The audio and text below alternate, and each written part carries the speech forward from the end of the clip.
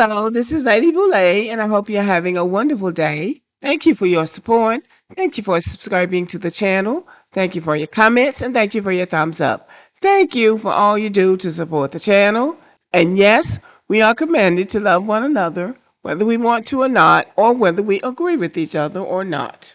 All right, it is This hitting the war fan, with everybody. Iran Donald has Trump was forced taken to an call an interesting emergency meeting with turn. his top national First, the security president said it advisors was after going the to situation last in a the day Middle or East has two, hit and a new height second in day or tension. so, he The said that it was situation has over and inflamed we even had further won. after this morning Well, an you know, F-15E fighter Donald jet Trump was is shot Donald down Trump, over and he Iran, can be very and 2 of our convincing. service I members had to thought be we had rescued won by the the military. war and that After our they were troops were rescued, on we the way learned that home, and we another were on our military way to plane a was shot big down. This time, celebration an because A-10 we had won Thunderbolt that II, war in sometimes known 2 as the A-10 days. We had Warthog, decimated their air was flying power, over the Strait of their air Hormuz when they force, crashed into the their Persian Gulf army, due to and that Iran's all air of their defense leaders were systems dead. So I targeting thought it. that we This had is only 24 won. hours after Donald So Trump said that Iran imagine has my no defense surprise systems when left, this that they have been report comes completely out today. obliterated. And as I've been pointing out during my CNN debates and every single video I make on this channel, that is a lie. If they have lost all of their capabilities, the Strait of Hormuz would be open, but it's not. Donald Trump and the people around him seem to have a fundamental misunderstanding of how Iran's navies work because they have 2 separate navies. They have one for conventional warfare, and we have destroyed that because it was like 60 years old. It was ancient. It's not really impressive that we destroyed their 60-year-old fleet.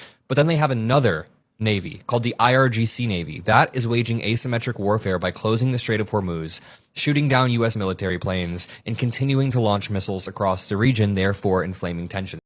And he did say shooting down U.S. military planes.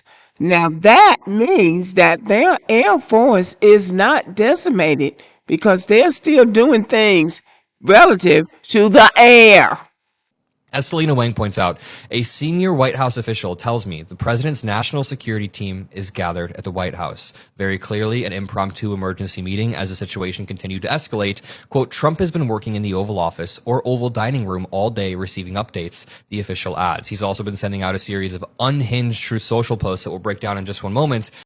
So this possibly means that the war is not over, that somebody is still fighting, and somebody is calling emergency meetings to see what we can do to stop these people from fighting and make these people make a deal, which President Trump said a few days ago that the Iranians really wanted to make a deal. They wanted to make a deal so bad, but the Iranians seem to be fighting.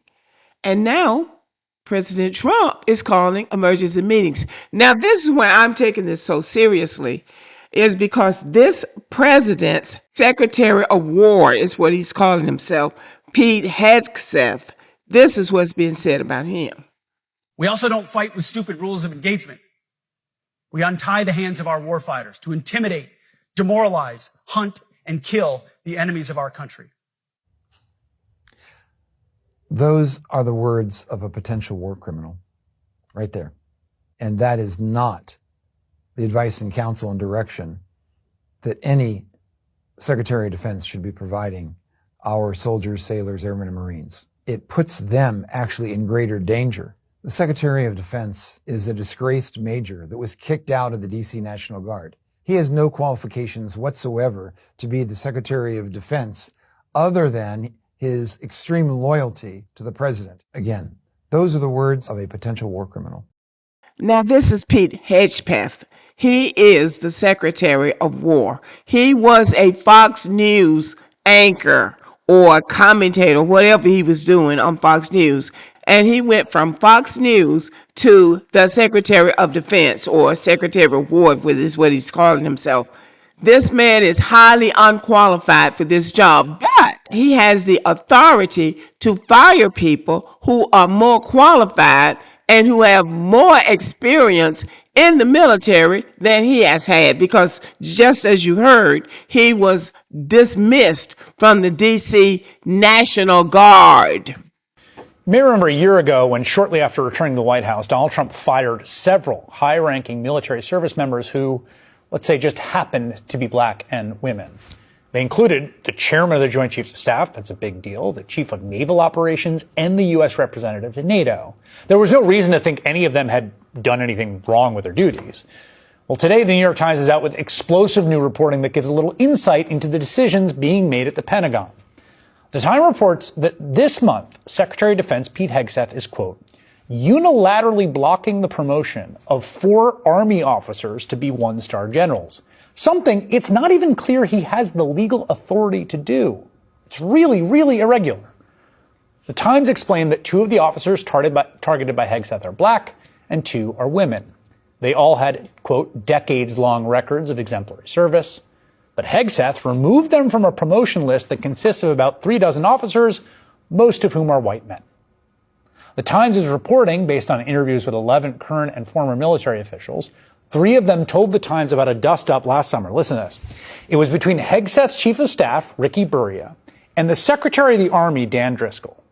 Now, the Times reports, quote, that Burria chastised the Army Secretary for selecting Major General Antoinette Gant, a combat engineer who served in Iraq and Afghanistan, to take command of the military district of Washington, located there in D.C.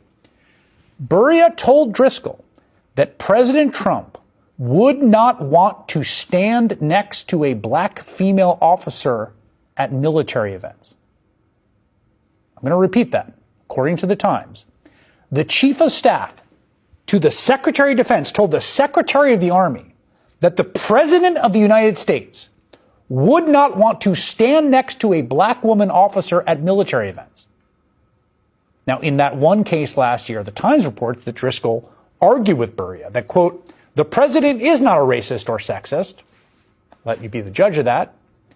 But General Grant did ultimately get the promotion. The same right now cannot be said for the other 4 this month.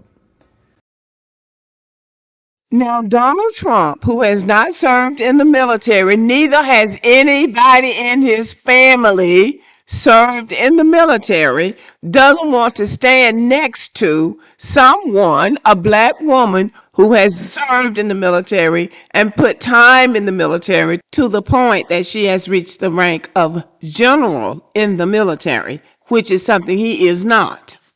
But I have always said that America deserves Donald Trump. America deserves what it's like to have Donald Trump as commander-in-chief. Now he has got us into a war that he has no idea how to get us out of. He's trying to bully the Iranians into saying that they want to deal with him, and they don't want to deal. They want to finish the war. They want to teach him a lesson. This is a lesson for him and for the American people for electing somebody like Donald Trump as commander-in-chief. So according to reports, the conflict is entering a dangerous, unpredictable phase. The U.S. is threatening massive escalation. I don't know what that's going to be. Our troops are now in the Middle East, in that area. They say they're going to put troops on the ground. So knowing Donald Trump, he will do it. Iran is retaliating across multiple fronts. Israel is striking deep inside Iran, which means that Iran is going to fight back. The Strait of Hormuz remains blocked, pushing global energy markets into crisis. So the whole world is going to be involved in this war, if it's not already. So now, this is what we get for electing Donald Trump for president. But he needs to play this out. This needs to play itself out, even though it's going to be hard on all of us, because America needs to think again before it elects somebody like Donald Trump for president of this country. He gets to be president just because he's white and because he's a bully. That's what it comes down to. Okay, y'all, let me know what you think about the video. Thank you for watching and have a great day.